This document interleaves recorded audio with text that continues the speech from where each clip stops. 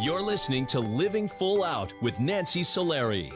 As a successful motivational speaker and trusted life coach, Nancy knows how you can live the life you want regardless of the challenges you face. Although she's legally blind, Nancy's mission is to inspire others to overcome obstacles and live life full out. Call in at 800-333-0001 to ask Nancy for advice on topics such as relationships, finances, business, health, and more. Just call 800-333-0001. Once again, that's 800-333-0001. And now, here's Nancy. Hello and welcome to the Living Full Out Show. I'm Nancy Solari. So excited to be here with you today because we are talking about creating our legacy. Now, what does that mean? A legacy can be creating a family. For some people, having kids, having a strong marriage is the legacy they want to leave behind. For others, it may be starting a business and seeing that birth and grow as the years go along. And what is your legacy? What is it that you're trying to achieve? That's what we want to discover and put together an action plan for how you can achieve that throughout today's show. If you'd like to call in and you have questions on how to get motivated to go after your legacy or how to even get out of feeling stuck in life and not really living your dream, then we want to get you back to living your dream. So call in at 800-333-0001, 800-333-0001. Also, we want to hear from you if you need resources on how to put together that plan of action or, who you might need to contact to get support. Reach out to us at connect@livingfullout.com. Again, that's connect@livingfullout.com. Plus, if you have an inspirational story that you'd like to share with our community that you think we'd benefit from, get educated on, we'd love to hear from you and perhaps have you on our show. Again, that email is connect@livingfullout.com. Also, stay tuned in our next couple of segments because we'll be joined by John and Jeanette Murphy. They adopted 28 special needs children over the years, and their doors were open to anybody who needed them. They actually saw 6 of their kids pass, so truly it is a touching story that you don't want to miss. Now today, though, it's all about you.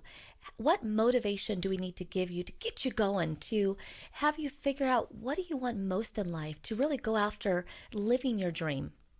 And the thing is putting together a legacy, that's not the easiest thing. I mean, it takes planning. Rome wasn't built in a day, and either is a legacy. And also, it doesn't mean that just you and you alone are going to build that legacy. Sometimes it's a matter of building a team, people that are on the same page as the vision that you're putting together. So I want you to close your eyes while you listen to the show throughout different times and think about where are you in your life and where do you want to be. I do this exercise pretty much on a daily basis. You want to think about what is it that you want? What do you look like? What does it smell like? Where are you? Who's around you? Kind of get that picture really crystal in your mind so that as you have the good days and the bad days and you're trying to troubleshoot and you're trying to be creative, that you're not kind of disabled by the overwhelm and this long to-do list in putting your legacy together, but yet you're excited to get out of bed every day. You have that action plan, you know your intentions, and most of all, you know what your vision is. I know for me, creating Living Full Out and even this radio show, it took an initial vision, and in time, a legacy is being built. But part of that legacy is you. And I want you to realize that it's important that as you put together that team, that you pick people that complement who you are. If you're the innovator, if you're the person that is the one that has the foresight to know where you want to go, then that's your role. Other people might be the technology experts, or they might be the writers, or the business development minded types, or the salespeople. Again, you want to find people that complement you in what it is that you're trying to go after. Most importantly, when you're putting together a legacy, you have to remember that while it's going to take time, you want to celebrate each of those moments. When you have an opportunity where, let's say, you sell something and maybe it's not even a big sale, it's just a little sale. I want you to celebrate that. If you write a blog post that kind of demonstrates your vision and your legacy and what you're trying to do, and it's well received by other people, then I want you to celebrate that. So it's really important that as you go along the way, that you take those moments, those little milestones, to give yourself a pat on the back and also give your team that same appreciation. Now, I'm getting word from our producer that we do have a caller on the line, so we're going to go say hello to them. Hi, welcome to the Living Full Out Show. Hi, welcome to the show. Having me. Hi, thank you for calling in. How can we help you today? So I have a question. So I'm planning on living away. I got a scholarship from school, and it's a scholarship to go live in New York for a semester. It's really exciting. I wanted to go there. Wanted to hang out with a lot of cool people, go to the museums and the theaters and shows. I'm just scared because the whole new life for me. I've never been that far away from home before. I'm nervous about, missing all my friends, missing my family, What if it doesn't work out? What if I, need to get 3 jobs or something while I'm out there? Can you give me any advice on whether I should do, whether I should stay? What would you say about that? Well, I absolutely have some ideas. Number one is I want you to go to our website and listen to the replay of this show a little later on today. Okay, go to livingfullout.com, click on the radio show tab, and I want you to listen back to how you asked this question. Okay? And the reason why I want you to is I want you to understand the words that you're using. What if? Okay? There was in what you just said, there are a lot of words in there that are holding you back. The thing is when you take the idea of the what ifs, what if you don't? Think of all the things that could be waiting for you, all the new experiences, new friendships, new opportunities that are just ahead of you. But if you don't take that risk, you won't be able to reap those rewards. You won't have those experiences. So it's very interesting because I love your question and you're so honest. And I think that when you can come from that place, all you can do is go up from there. But remember that throughout your life, there were always going to be times where you had to make a change, right? Like, remember when you went from like elementary school to like middle school or junior high or like up to high school, right? Maybe on to college. Yeah. Every time you made that leap, you probably had change. You probably had to maybe transition out of some close friends you had, and well, you met new ones. Teachers you liked, some you did not. Okay? So it's just really important that you remember that you've been here before. You got this. You survived it once before. Thank you. And you'll survive it again. And you know what? All those theater opportunities, the restaurants, the people you're going to meet, that's exciting. That's what it means to live full out. I would cherish every minute that you have with the people in your life, but at the same time, they only want to see you smile. They only want to see you live your life in the biggest way possible. So I think you go for it, because what's the worst that can happen, right? You go out there for a couple months, maybe a year, and then you come home. That's true. Yeah. Right? Thank you. But what if you don't go? What if 10 years from now you wonder what if? Right? Yeah, I hate to regret missing an opportunity like this. Absolutely. So take today and start thinking about, when are you going to go? Give yourself a move date, a realistic move date. Start looking at places to stay, jobs you might do, and start with one. Yes, you may have 3 in time, but maybe just one. And just get excited for what's ahead of you. Okay? All right. All right. Thank you so much for calling in, and we wish you all the best. You're going to do great. Thank you so much. Have a good day. You too. So I hear the fear in his voice and the concern of the what ifs. And we could all play that game. Trust me, I'm raising my hand. I know I have. What if something doesn't work out? But what we have to realize is that what if we never take that opportunity? What if it does work out? What if it's bigger than we ever dreamed? And that right there is sometimes the same way we look at building a legacy. We could say, it's never going to happen. But what if it does? That's exciting. So I want you to stay with us because our inspirational guests coming up, John and Jeanette Murphy, their story is awesome. It's so touching and it'll get you motivated, I promise. Stay with us. We'll be right back after this break.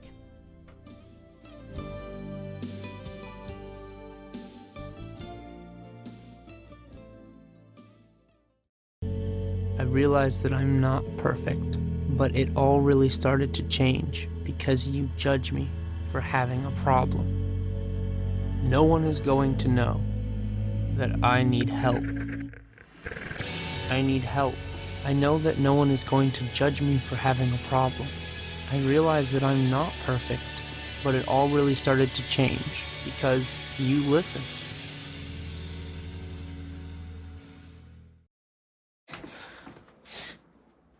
Your daughter just had her first breakup. Do you A, put yourself in her shoes? B, console her? Don't worry, sweetie. This is gonna happen a lot. Or C, find her a new boyfriend? Nice, single boys. That was weird. As a parent, there are no perfect answers. But you don't have to be perfect to be a perfect parent. Thousands of teens in foster care will love you just the same. Your son wants to get a cat, but you're allergic. Maybe you could be an outdoor cat that lives in our neighbor's yard, 3 doors down. Mom. You don't have to be perfect to be a perfect parent. Teens in foster care will love you just the same. Your daughter is having trouble learning French.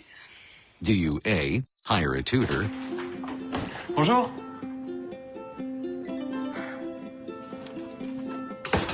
B, enforce a French-only rule at home? Or C, watch some foreign films? When it comes to parenting, there are no perfect answers, but that's okay, because you don't have to be perfect to be a perfect parent. Teens in foster care will love you just the same. Like it never happened. B, work with what you got. Or C, show solidarity.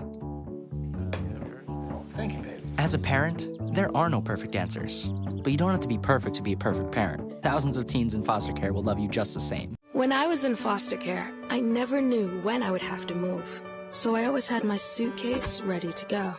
Then one day, I was adopted. My new parents opened their hearts and home to me.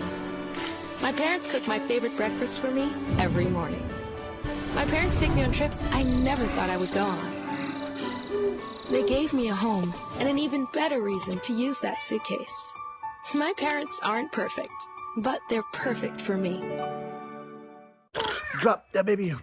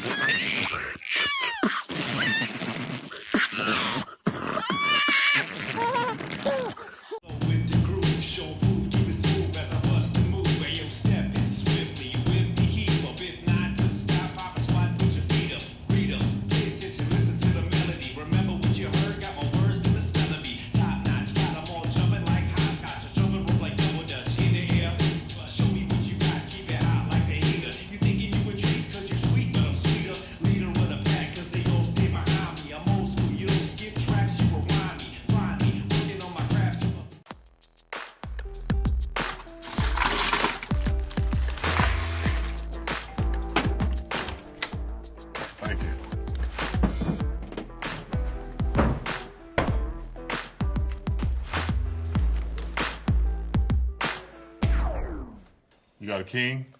Go fish! It only takes a moment to make a moment. Take time to be a dad today. Papa!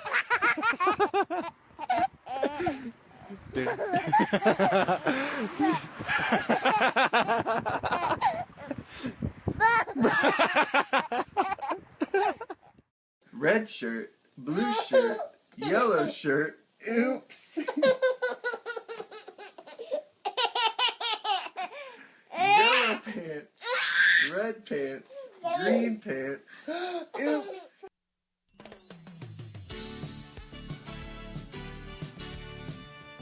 You're listening to Living Full Out with Nancy Solari. A professional motivational speaker, Nancy can help you overcome obstacles and start living full out.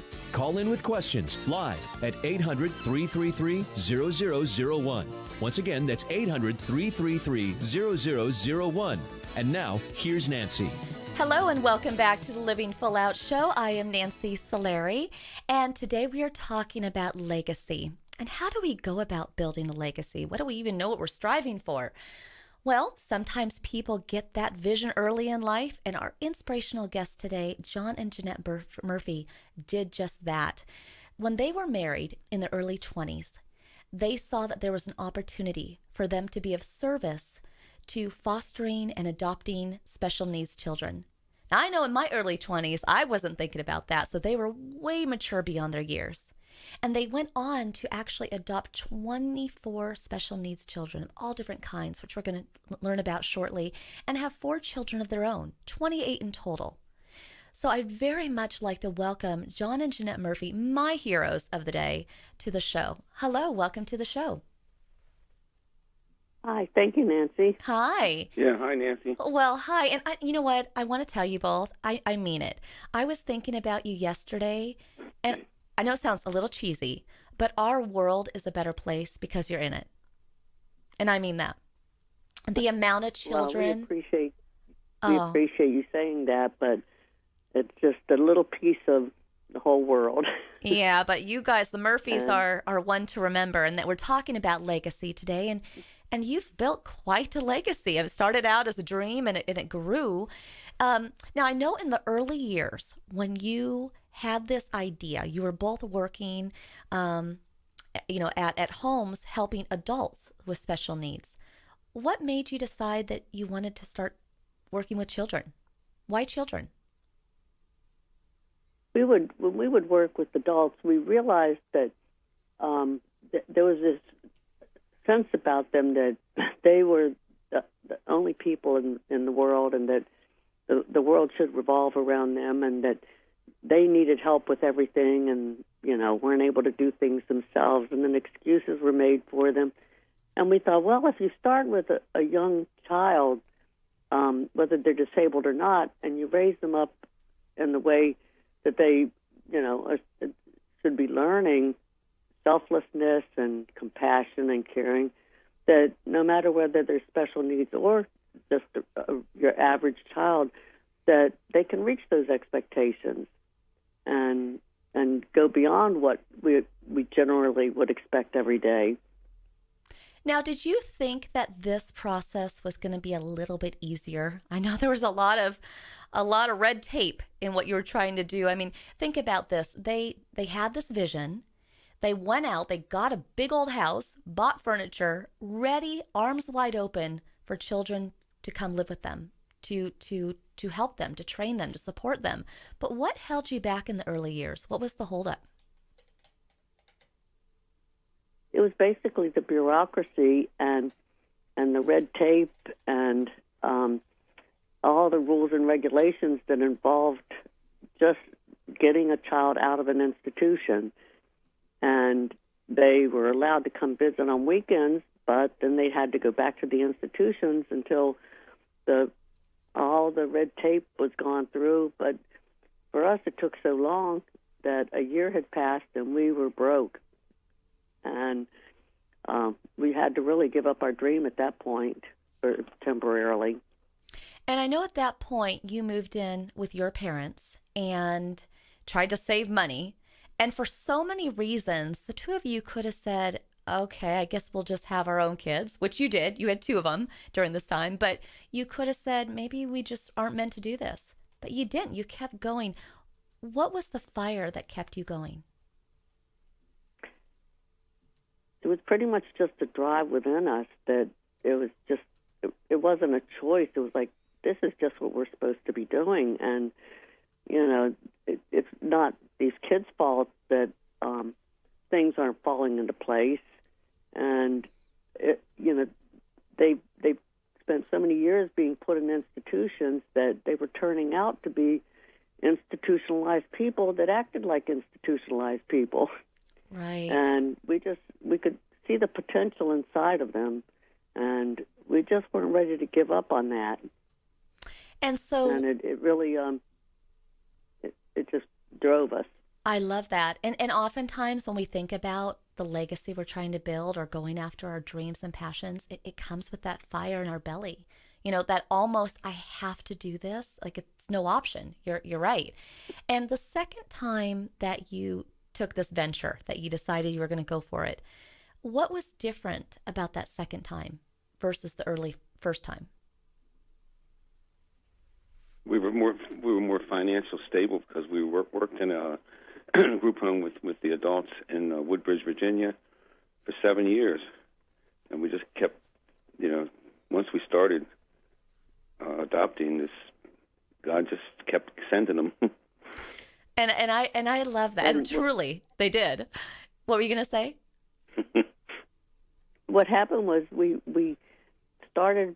had 2 boys, so we said we want a baby girl with special needs, and it turned out that we just got we got a baby boy with special needs, we got a teenage girl with special needs, we got a 5-year-old with oppositional defiant disorder, and we were still waiting for that baby girl, and so the process to ever even get to that point was at least 10 years total.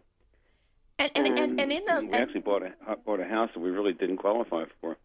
But I'm not sure how we did that, but well, that could be.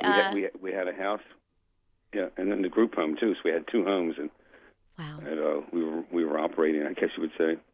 Well, that could all be God's divine planning too. That you got that house when you shouldn't have been able to get it. But I believe it was. I think it was. Yeah. But you did eventually. You did eventually get your baby girl, and what special needs did she have? She had Down syndrome, and it was rare in those days for people to adopt different race kids, and she was biracial. And then the saddest part, though, was that the first 2 baby girls we got, both lived only 6 and 9 months because of the bureaucracy again. We couldn't get them out of the hospital because they couldn't determine who was going to pay for the medical care, and they both ended up with plug trachs in the hospital, and they weren't switched quick enough, and so our first 2 baby girls passed away. Well, I'm so sorry to hear that, because a loss is never easy. Now, I do want the 2 of you to stay with me, okay? Because we have to take a commercial break. But when we come back, I want to hear more about the different children that you adopted. So stay with us. Everybody will be right back after this break with John and Jeanette Murphy, all about building your legacy. Stay with us.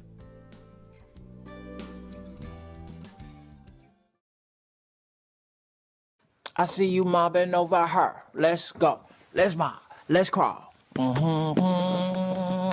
Let's crawl. Let's crawl. Hey, yo, we mobbing. Come on, girl. Let's crawl. Hey, yo, let's crawl. Hey, yo, let's crawl. Hey, let's crawl.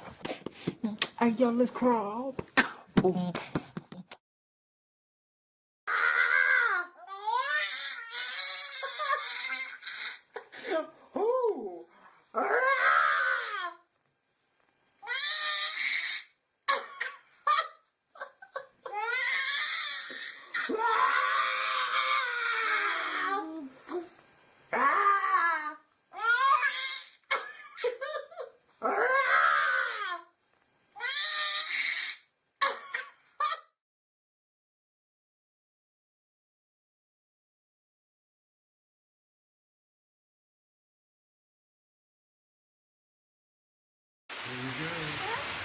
Here we go. We're going to go out there in the rain. You're going to get wet. All right, here we go. Go,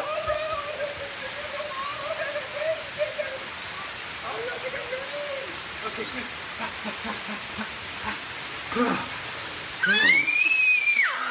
oh, yeah. Yes.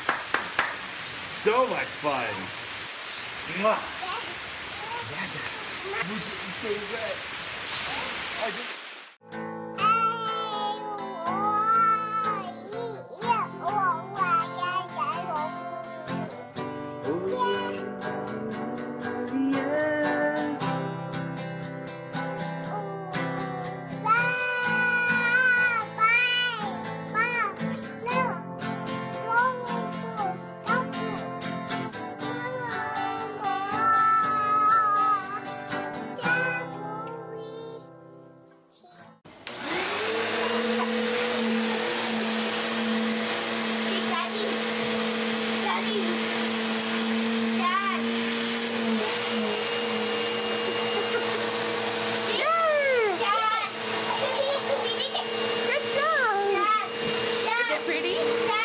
How's your hair? Is it pretty? Daddy. It's pretty. Maybe I'll sit Connor is struggling in school. Finding lowest airfare to Istanbul. Why don't you understand me? I do. This is what it feels like for kids with learning and attention issues. Redirecting to understood.org. How can I help my daughter with her reading? Searching for help with Dachshund Reading. Why do you not get me? I do. This is what it feels like for kids with learning and attention issues. Redirecting to understood.org. Join parents and experts at understood.org, a free online resource about learning and attention issues to help your child thrive.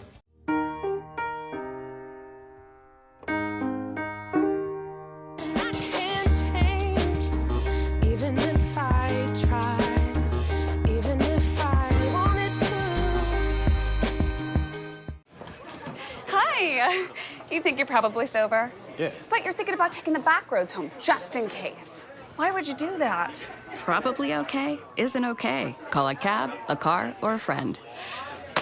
Good choice. Bye-bye. Hi. Hoping for a crisp breeze to help keep you alert. Oh, he took a sip of water too. That'll probably help. You were probably going to turn down the radio too, so you could focus, right? Probably okay isn't okay. Right. If you see a warning sign, stop and call a cab, a car, or a friend. I think the water line is what really drove it home. I blew on him.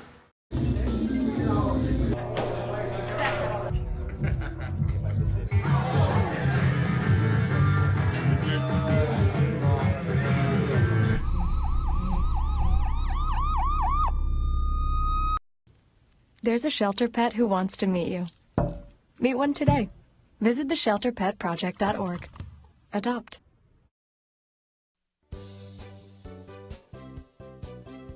You're listening to Living Full Out with Nancy Solari.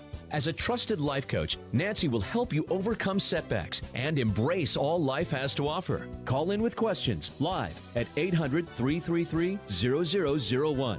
Once again, that's 800-333-0001. And now, here's Nancy. Thank you for joining us today. I'm Nancy Solari, and this is the Living Full Out Show. And we are talking about how to go about building your legacy, how to recognize what your dreams are, what your vision is, and how to translate that into action so you can attain it. Our inspirational guests today, John and Jeanette Murphy, are no strangers to having to claw and really stretch for those dreams, because they did that. They were told no. They had to sell their house. They had to give up so many things and make changes in an effort to live their dream, which was to adopt special needs children. The early days were hard, and it really tested them. But it was the fire in their belly, the passion they had to serve those children, give them a great life, that kept them going. So I'd like to welcome back John and Jeanette Murphy to the show. Welcome Thank back. you. Great. So let's talk about some of these little love bugs that you adopted over the years. Okay. What were some of the different conditions that these children had? Well, a lot of them had Down syndrome, along with medical problems like heart defects and G-tubes and tracheotomies and just failure to thrive and things like that. Some of them had been in the hospital for 7, 8, 9 months. And the the parents were overwhelmed with that and didn't think they could handle such a dynamic change in their life. And so we ended up having agencies call us, private agencies and private individuals. And once the calls started coming in, they just kept on coming. And they were different race children, different from different areas of the country, and just all different kinds of needs. Like Angel was only 18 ounces when she was born, and that was in 1983. And so as a result of that, she's blind and has a prosthetic leg because of a blood clot. But they've all overcome their own medical hurdles, and we've just helped them along. Well, and you've been that strength for them, kind of the constant. You know, their parents couldn't be there, couldn't support them, but you were. Now I know, and I'm sorry to mention this, but I know over the course of time you did lose 6 children, and I'm so sorry about that. I'm sure that never got easier. I'm sure each one got harder. And why did those pass away? Why did those children pass? In the beginning, we always were prepared because they were medically fragile, but and so the ones that passed away early on, we kind of did have to hold back on our emotions some in order to be able to do it. But then we had a boy and a girl, Jonathan and Nikki, that were 8 and 9 years old and had lived with us since they were babies, and those were the real tragedies, because your life was all wrapped up in them by then, and you just loved them, and that's what tested our faith the most was that, just wanting to give up, but realizing there's all these other kids that still need you there. Well, I can imagine. And was your marriage tested over the years, just in the everyday routine of dealing with all the special needs that each child had, let alone the passing of 6 of them?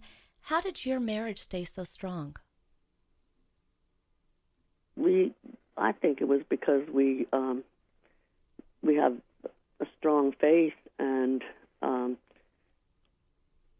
you just make yourself go on. And yes, there were trying times, and we all handle our grief differently. But you just look at all those faces and you say, we still have to be here. We can't just give up. Right. And you wake up in the morning and you think you're not going to want to get up, and it's like you lay there for 5 or 10 minutes and you think, nope, got to get up. Got to get up. It's hard because when you're in the hospital and your child dies, you just don't know how. You just got to. It's like that footprints, where where were you, God? It was only one set of footprints when he was carrying us out of the hospital to go home without Nikki, and it was so hard because she was so close to Jeanette. I mean, she was something else. She had Down syndrome, but she was very smart, and she would always say, I don't want to watch TV. It's boring. She wanted to follow Mom around. And in the mornings when I get up to get the kids out to school, there'd be some clothes were messed up or something. Nikki would go right to the drawer where they belong. I mean, where they were. She watched Mom. She's always right next to her. Wow. And that was weird because it just happened so fast. It was just terrible infection that she got, and 3 days later she was dead. It was just really, really and tragic. She was the one that Jonathan died 3 years before her, and she would always come up to me and hug me and look at the other kids and say, "Mommy's sad. John Boy died." And John Boy had leukemia. We fought that for 5 years. Wow. And then it didn't make it. But that was, and he was both of them were like Christ. They were so giving and so thoughtful of other people. It was just. Well, but I mean, even he carried Winnie the Pooh, and if they say hi, John Boy, and he'd go, "What about say hi to Pooh?" Aw, but you two were great role models for them and all the children. And I'm just curious. So, where are all the children today? I mean, over the years, obviously you had different therapies that were needed, and And how did you pay for that? How did you financially adopt all these children? And I say that lovingly because somebody might be listening today who says, I'd like to do that, but I can't afford it. Well, it is difficult because we went through private agencies because they were more reasonable to deal with, and so we would pay for our adoption, and we would pay for the attorneys, but fortunately they do get supplemental security income, which is for special needs or handicapped people, and so that's pretty much what carried us along with for everything. Well, and while we were working in group homes, we also had that income, but until we had to stop that. They had told us at the group home if we would stop adopting, then they would build us an apartment, and we could keep the kids we had. But we said no, that's not what we're called to do. Well, and you know what, Jeanette, you bring up such a great point. I mean, you did pay money for the adoptions. You know, they weren't just given to you. I mean, you invested not only money, but time, energy with these children. You wanted them so much. And, you know, as we kind of think about this legacy that you've built, I mean, wow, all these children and 4 of your own. When you sit back, what do you think of that? Are you amazed, or do you wish you could have done more? Well, I'm surprised that it all happened the way it did, and it started and stopped at a given time. We didn't choose when to start and when to stop it. It just happened, and we've got some amazing birth children who have been there and through thick and thin. Mm-hmm. When we first, we adopted John Boy, John Boy, Amy, and Jimmy. And Jimmy, triplets, 3. And the Lutheran Social Services said they've never, ever placed 3 children at one time, like within a couple of months. Because Jimmy was in the hospital, and he was failure to thrive. He only weighed 8 pounds, and he was 8 months old, right? Mm-hmm.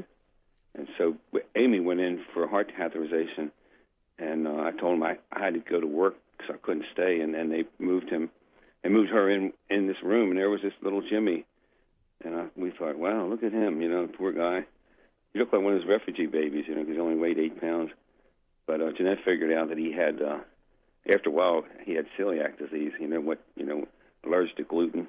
Yeah. He's failure to thrive. I mean, each of these. So we said, well, each of these children, were meant to meet you, and you didn't know who they were going to be, and they didn't know they were going to find you, but you did. And I just, I know we only have a few more minutes here left in the interview, and I just kind of want to round out a couple more questions. When did you finally stop adopting, and what was kind of the reason for that? It was actually when God stopped sending them. Our last baby, I didn't want to take because I just told Bethany, my birth daughter, I said, Bethany, I can't do it because it hurts too bad to lose them, and he had a very bad heart. And she said, oh, Mommy, he'll be mine, he'll be my baby. So we took him, and we went out shopping for Christmas things for him and everything, and he only lived 2 days. And that was our last child, and after that, none ever were presented to us. So It was like God closed that door and said, okay, you're finished. Well, and but I think it gives a lot of credence to what who Bethany has become. Absolutely. I mean, all of your kids, I think, have probably become very dynamic due to all the other children you adopted. But I want to thank you both very much for being on today's show, and we'll be thinking of you throughout the year. I know you're still there, still parenting as you go forever. But thank you very much for being on the show, and again, you guys are my heroes, and I mean that sincerely. Oh, thank you. Well, thank you for having us. Absolutely. Have a great day. Thank you. You too. All right, Bye-bye. Bye-bye. So again, I love what the Murphys built, that legacy of taking in children who have special needs. And trust me, being legally blind myself, that just warms my heart to know that those people are out there that don't judge you because of a special need. They welcome you. They want to help you and support you. And we all have that ability to be there for somebody else. So when we come back, we're going to be taking more of your calls. It's all about building your legacy. So I'm Nancy Solari. This is the Living Full Out Show. We'll be right back. Look at you. You're at the top of your game. You're unstoppable. Nothing can throw you off track. Wait, is that your car? Uh-oh. Yeah, I saw that coming. That will throw you off track. You're looking at around 10 grand in fines, legal fees, and increased insurance rates. Let's try this again. Smart move. Because buzz driving is drunk driving. Hey, look, it's those guys. Get some drinks! Are you good to drive? I'm fine. How many did you have? I should be fine. You should be. Go and step out of the vehicle for me. See ya, buddy. Good luck. So turns out, buzz driving and drunk driving, they're the same thing, and it costs around $10,000. So not worth it.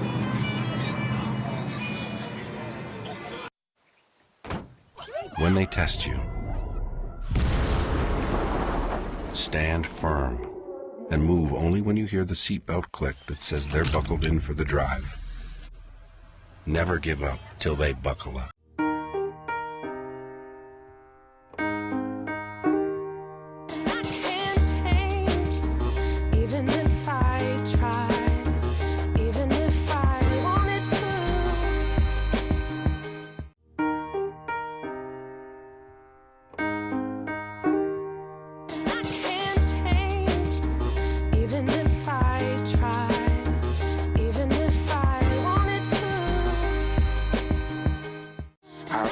Is no less than any other family. My heart doesn't see race. Love is love. America, let's do lunch. Drop off a hot meal and say a quick hello. Volunteer for Meals on Wheels by donating your lunch break at americaletsdolunch.org. 1 in 6 seniors faces the threat of hunger, and millions more live in isolation. America, let's do lunch. Drop off a hot meal and say a quick hello. Volunteer for Meals on Wheels by donating your lunch break at americaletsdolunch.org. 1 in 6 seniors faces the threat of hunger, and millions more live in isolation. America, let's do lunch. Drop off a hot meal and say a quick hello. Volunteer for Meals on Wheels by donating your lunch break at americaletsdolunch.org.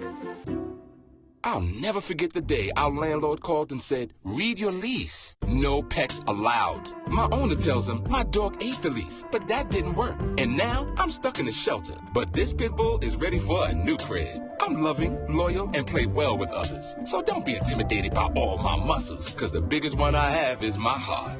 That's right, I said it.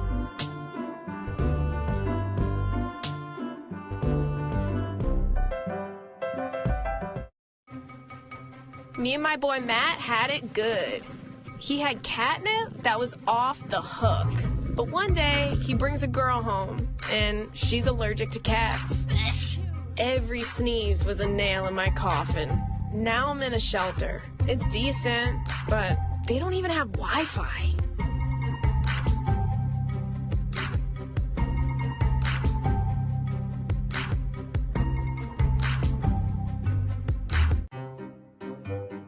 You think getting dumped by text is harsh? Try getting dumped by a tennis ball. My ex-owner drove me out to the woods, yelled fetch, and by the time I brought the ball back, he was gone. Yeah, I was pissed. But the folks at the shelter helped me let go of my anger. I learned coping skills, like taking it to the hole. Boom! Now I'm ready to fetch again. But how about I throw and you run and get it?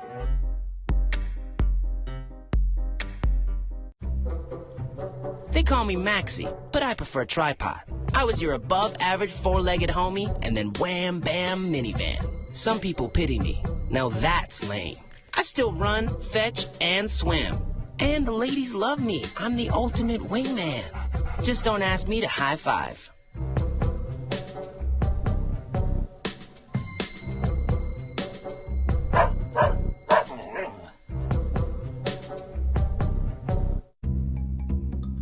Sure, I look cute now, but when my owner lost his job, it was rough.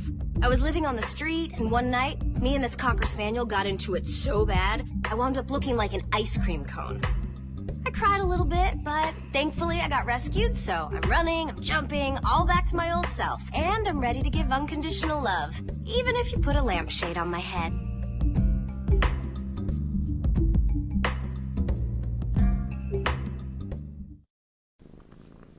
There's a shelter pet who wants to meet you.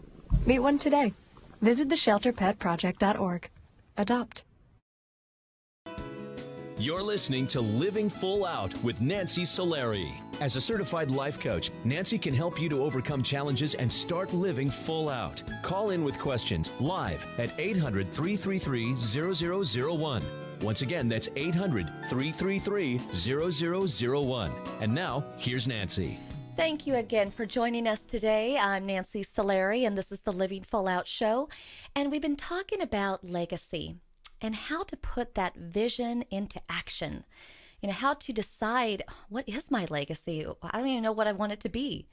The great thing about life is it's meant to be experienced. And sometimes a legacy happens naturally. It's not planned. And life will give you different curveballs or give you different tests. And as you pass those tests, as you get those good grades and you do good things, you will start to figure out, gosh, I'm really good at this. Or I think I'm meant to do this.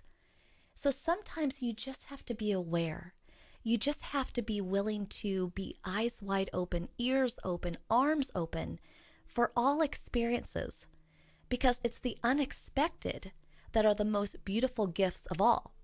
And so, again, a legacy could be relationships that you build, friendships, intimate relationships, family, and you really allow those to thrive, to have deep experiences with those people. And if it's a career legacy, well, there you go. You really have to let the experiences expand and grow, because putting a business together, well, that's like birthing a baby on its own. You don't know what that's going to look like, but each day you're just going to put your best into it. And in life, that's all you can do. Wake up every day with the best of intentions and go after life. And at the end of the day, close your eyes, know you did the best, re-energize, and do it over again the next day. Legacies are built over time. Now, I'm getting the word from our producer that we do have a caller on the line. We're going to go say hello to them. Hi, welcome to the Living Full Out Show. Hi. Thank you. Thank you for joining us. How can we help you today? Thank you.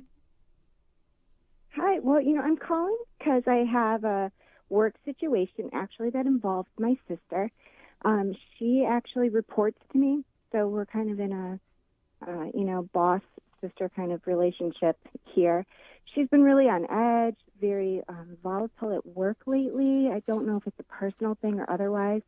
Kind of leading up to a point where she had an altercation that sort of led me to a place where now I feel like my conversations with her aren't working, and I kind of need to take actions that really could put her in a situation where she could, be fired. So knowing that I care about her, she's my sister, I'm kind of looking for advice on how I can handle this situation in the best way professionally, and also, maintain a personal relationship with her. Well, I can tell that you're invested in her doing well, being healthy, being happy, and that's being a good sister, right? Now, as a boss, you want those same qualities for your employees, but you also have to think of the company as a whole, right? Everybody, because it's a team atmosphere. So what I would recommend is this. I would call her up and I would set a little date, a little in-person lunch, have her come over to your house, whatever you want to do. And I would talk to her just as her sister. Don't bring work into it at all. You have insights knowing that things are kind of spiraling out of control for her, knowing that she's reacting in certain ways, from being her boss. But when you're talking to her at lunch or at your house or at her house, you're only coming to her as a sister. And ask questions, how can I help you? What's going on? I've noticed as your sister that you seem troubled. And let it just all be within that realm and see what you can find out. See how you can support her as her sister. Then you do want to schedule a time for her to come into your office at work. And when she's at work, you have to handle it as her boss. And you ask same questions. I see that you're acting out. Others are finding that they're having a hard time communicating with you. What's going on? And as an employee, see if she has a good answer. It can't be the same conversation as your sister. Has to be different. And if as her employer, it just doesn't pass the test, you don't see that it's going to get better, then you might need to put her on a leave of absence. Or you might need to let go of some responsibilities that she has, keep her on board, but not in the role that she's at. Do you see how you kind of have to separate the two? No, absolutely.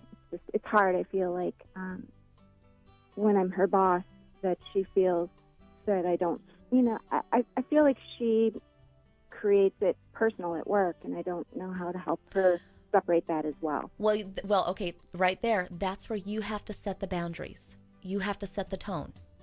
When you come in my office, we're boss and employee. It's got to be that way. So, in life, we have to make hard decisions, right? We have to put those boundaries up, and this is one of those times. But you know what? I know you can do it. I know you can do it. You have to believe in your ability to lead. And I know you're a great leader because you're calling in today. And I know you're a loving sister because you care. You just have to separate those two. Otherwise, it's going to get a little sticky. So I would have a separate meeting at work, and I have a separate meeting at a lunch or at your house or hers. But, we will be thinking of you, and I really appreciate you calling into the show. Okay? Right. Well, I appreciate your help. Thank you. Thank you. Take care. So I'm glad that everybody today has taken time to focus on what they want their legacy to be. That's what Living Full Out is all about, just thinking, dreaming. I want to say a true appreciation to our entire Living Full Out family that puts the show together. We have Roger and Rich and Riley and gosh, oh my gosh, so many people, Sam and Chris and Kenny. I could go on and on. Most of all, I want to thank you for listening. Here's to you living your life full out. See you next week.